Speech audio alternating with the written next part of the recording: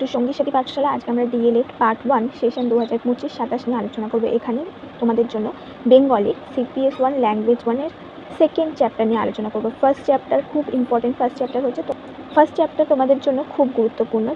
Class 1 থেকে 8 অবধি প্রত্যেকটা ক্লাসে বাংলায় যা যা গল্প কবিতা আছে সেই সব কিছু তোমাদেরকে পড়তে হবে, যেগুলো তোমরা যখন লেসন প্ল্যান করবে আস্তে আস্তে হয়ে যাবে। তো আমরা সেকেন্ড চ্যাপ্টার থেকে শুরু করছি। সেকেন্ড চ্যাপ্টার হচ্ছে মাতৃভাষা শিক্ষার উদ্দেশ্য। আমরা কেন মাতৃভাষা পাঠ করব।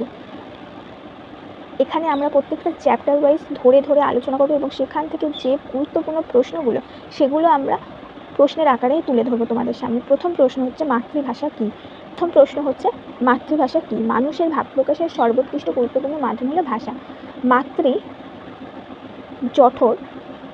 মাতৃজঠর থেকে ভূমিষ্ঠ হওয়ার পর শিশু মায়ের কোলে প্রথম যে ভাষার সঙ্গে পরিচিত হয় সেটি হলো মাতৃভাষা। মূলত যে ভাষায় মানুষ জন্ম থেকে পরিবার ও সমাজের সাথে কথা বলতে শেখে তাকেই মাতৃভাষা বলা হয়। এই ছিল তোমাদের মাতৃভাষা কাকে বলে। মাতৃভাষা শিক্ষার মূল উদ্দেশ্য কী? মাতৃভাষা শিক্ষার মূল উদ্দেশ্য হলো শিশুর চিন্তা, অনুভূতি, অভিজ্ঞতাকে সঠিকভাবে প্রকাশ করতে সাহায্য করা। 3. শিশুর মানসিক বিকাশে মাতৃভাষার ভূমিকা কী? মাতৃভাষা শিশুর চিন্তাভাবনা ও কল্পনা শক্তির বিকাশ ঘটে এবং সৃজনশীলতাকে জাগ্রত করে। একমাত্র মাতৃভাষাতেই আমরা প্রথম কিছু ভাবতে শিখি, বুঝতে শিখি, কল্পনা করতে শিখি। মাতৃভাষার মাধ্যমে সামাজিক শিক্ষার উদ্দেশ্য কী? মাতৃভাষা শিক্ষার মাধ্যমে শিশুর মধ্যে পারস্পরিক বোঝাপড়া, সহমর্মিতা ও সামাজিকতার বোধ গড়ে ওঠে। মাতৃভাষা যেহেতু প্রথম পর্বে শিশু শেখে এবং ওর মধ্যে দিয়ে তার মধ্যে পারস্পরিক বোঝাপড়া, সহমর্মিতা, সামাজিকতার বোধ গড়ে ওঠে। মাতৃভাষায় সংস্কৃতির মধ্যে সম্পর্ক কী?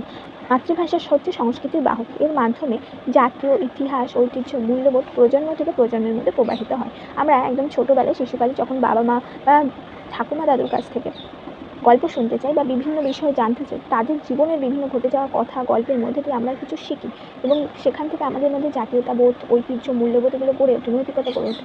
তো ভাষা ওই জন্য মাতৃভাষা সংস্কৃতির মধ্যে বাহক হয়ে ওঠে। মাতৃভাষা শিক্ষার নৈতিক উদ্দেশ্য কী? মাতৃভাষা শিক্ষার নৈতিক উদ্দেশ্য হল শিশুর চরিত্র গঠন, সত্যনিষ্ঠা ও দায়িত্ববোধ জাগানো। মাতৃভাষা শিক্ষার ব্যবহারিক উদ্দেশ্য কী? দৈনন্দিন জীবনযাত্রা ও কর্মক্ষেত্রে যোগাযোগ রক্ষা ও বাস্তব সমস্যার সমাধানে মাতৃভাষার ব্যবহারিক দক্ষতা গড়ে তোলা। আচ্ছা, এরপরে মাতৃভাষা শিক্ষার লক্ষ্য উদ্দেশ্যগুলিকে আমরা মূলত কয় ভাগে ভাগ করেছি ও কী কী? শিক্ষার্থীকে মাতৃভাষা দক্ষ করে তোলাই মাতৃভাষা শিক্ষার মূল লক্ষ্য। এই লক্ষ্য বা উদ্দেশ্যগুলিকে মূলত 4 ভাগে ভাগ করা যায়: গ্রহণমূলক বা রিসেপটিভ ফাংশন, অভিব্যক্তিমূলক বা এক্সপ্রেসিভ ফাংশন, রস সঞ্চারণ বা অ্যাপ্রিসিয়েটিভ ফাংশন এবং সৃজনাত্মক বা ক্রিয়েটিভ ফাংশন। এরপরে মাতৃভাষা ও শিশুর ব্যক্তিত্ব গঠনের সম্পর্ক ব্যাখ্যা করো। মাতৃভাষা শিশুকে আত্মপ্রকাশের স্বাধীনতা দেয়, আত্মবিশ্বাস বাড়ায় এবং ব্যক্তিত্বকে সুদৃঢ় করে। মাতৃভাষা শিক্ষার সৃজনশীল উদ্দেশ্য। মাতৃভাষা শিক্ষার নান্দনিক ও সৃজনশীল উদ্দেশ্য হল সাহিত্য, সঙ্গীত, শিল্পকলা, সৃজনশীল অভিব্যক্তির মাধ্যমে সৌন্দর্য বোধের বিকাশ ঘটানো। মাতৃভাষা শিক্ষার যে কোনো দুটি উদ্দেশ্য লেখো। মাতৃভাষা শিক্ষার প্রধান উদ্দেশ্যগুলি হলো, এই প্রশ্ন তোমাদের 2 নম্বরে আসতে পারে, সেই সাথে 7 নম্বরের যে প্রশ্ন তারও পাঠ প্রশ্ন হিসাবে আসতে পারে, আবার 7 নম্বরের প্রশ্ন হিসাবেও আসতে পারে। সেই ক্ষেত্রে আমরা একটু বড় করে পরবর্তীকালে আলোচনা করে দেবো। মাতৃভাষা শিক্ষার দুটি উদ্দেশ্য হলো: 1. স্বরবর্ণ, ব্যঞ্জনবর্ণ এবং যুক্ত ব্যঞ্জনগুলির সাথে শিক্ষার্থীদের সঠিক পরিচিতি থাকা আবশ্যক। যুক্ত ব্যঞ্জনগুলির গঠন সম্পর্কে স্পষ্ট ধারণা এবং প্রতিটি যুক্ত ব্যঞ্জনের গঠনে উচ্চারণ সম্পর্কে শিক্ষার্থীদের অবহিত করা। দ্বিতীয় হচ্ছে, লেখার সময় আমরা যে সাধারণ চলিত ভাষা ব্যবহার করি তার মৌলিকত লিখিত রূপে তা ঠিকভাবে হওয়া দরকার। তাতে যেন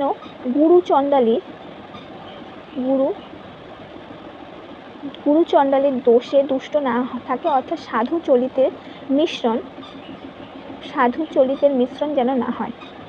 মাতৃভাষা শিক্ষার অন্যতম উদ্দেশ্য হলো বলার সময় এবং লেখার সময় যাতে ছেদ ও জ্যোতিচিহ্নের ব্যবহার যেন সঠিক হয়, সেই সাথে উচ্চারণ যেন স্পষ্ট হয়। 12 নম্বর প্রশ্ন, মাতৃভাষা শিক্ষার প্রধান দুটি উপযোগিতা উল্লেখ করো। প্রধান দুটি উপযোগিতা হলো, মাতৃভাষা শিক্ষার ফলে অতি দ্রুত অধিক মানুষকে শিক্ষা আওতায় অন্তর্ভুক্ত করা যায়। শিক্ষাকে সমাজের সর্বস্তরে পৌঁছে দেওয়া যায়, ফলে এক উন্নত শিক্ষিত সমাজ মাতৃভাষা শিক্ষার মাধ্যমে গড়ে তোলা যায়। 2. মাতৃভাষা শিক্ষার মাধ্যমে সমাজের একাধিক মানুষ এক সময় অনেক অধিক বিষয় সম্পর্কে জানতে বুঝতে শেখে, ফলে সকলের মধ্যে এক বিস্তারিত জগৎ, শিক্ষার এক বিস্তারিত জগৎ উন্মুক্ত হয় এবং সমাজ ও দেশের প্রগতি ও উন্নতির দিকে এগিয়ে চলে।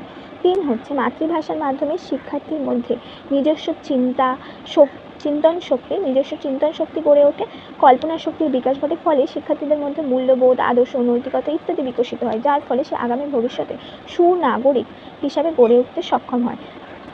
এই ছিল তোমাদের 12টা প্রশ্ন আমি আজকে এখানে উল্লেখ করলাম। আচ্ছা, তোমাদেরকে এখানে বলে রাখি যে এই যে শুধুমাত্র প্রশ্ন উত্তর পড়াচ্ছি এগুলোর মধ্যে সীমাবদ্ধ থাকলে হবে না, তোমাদেরকে নিজেদেরও বই কিনতে হবে এবং নিজেদেরকে বইটা খুঁটিয়ে পড়তে হবে, কারণ এবারে প্রচুর খুঁটিয়ে প্রশ্ন এসছে, আর বেশিরভাগ প্রশ্নই কিন্তু তোমাদের বোধমূলক, নিজেদের বুঝে উত্তর দিতে হবে, মুখস্থ করে হবে না। যেটুকু আমি বলছি বা পড়াচ্ছি সেইটার ওপর শুধুমাত্র ভাববে যে আমি মুখস্থ করব, তাহলে হবে না, বিষয়টাকে বুঝতে হবে। প্রত্যেকটা লাইনকে আমি সহজভাবে নিজের ভাষায় লেখার চেষ্টা করেছি যাতে তোমরা বুঝতে পারো। এই ধরনের চ্যাপ্টার ওয়াইজ আমরা ক্লাস আনতে থাকবো, সেই সাথে তোমাদের যে মাইক্রো ও ম্যাক্রো লেসন প্ল্যান সেগুলো আমরা কিন্তু এখানে করাবো, অবশ্যই করাবো। তো সেই জন্যে তোমাদেরকে আমাদের চ্যানেলটা সাবস্ক্রাইব করে রাখতে হবে এবং বন্ধুদের সাথে পারলে শেয়ার করে দিও যাতে ওদেরও উপকারে আসে। তো তোমাদের যে 5টা সাবজেক্ট তার মধ্যে CC01 মানে চাইল্ড স্টাডির ফার্স্ট চ্যাপ্টারের বেশ কিছু প্রশ্ন উত্তর নিয়ে বিস্তারিত আলোচনা করে ক্লাস আমি আপলোড করে দিচ্ছি, অবশ্যই চ্যানেলে ভিজিট করে দেখে নিও, আমি তোমাদের জন্য প্লেলিস্ট করে দেবো।